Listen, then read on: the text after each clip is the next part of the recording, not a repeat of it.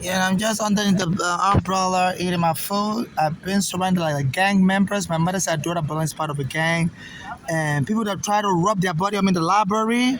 And my mother said that Berlin is into insurance fraud, life insurance policy fraud, and inheritance scam. And she friend mentality on my mother and got her killed. So so this is what's going on. America is now it's now riddled with criminals or whatever right word to use. It's now infested with all kinds of criminals.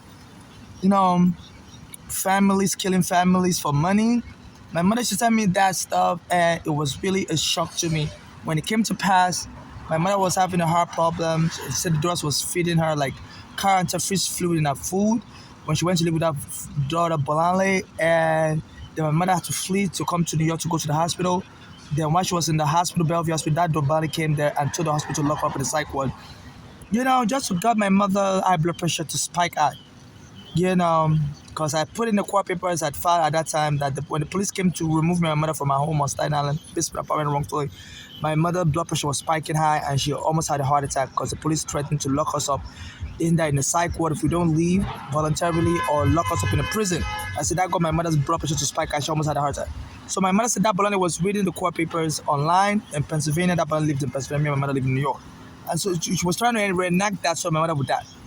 So she came to the hospital and told the hospital to lock my mother up in the sidewalk. And when the hospital was doing that Bellevue, my mother collapsed and died. So right now I've been having people menacing me, trying to get me angry also because in this country now, the police can come and taser you to death if they say you're causing problem, you're fighting people. So I'm a black homeless. So I believe that these people, the library guy came and brushed his body on me.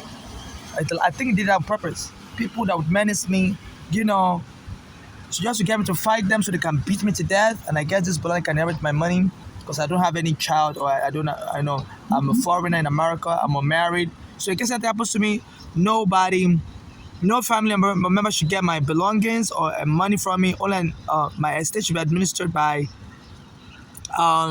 international human rights activists or local activists that haven't denied me help in the past, and to get justice for me and my mother, and the rest should be given out to charity. Those being deported by Trump should prioritize.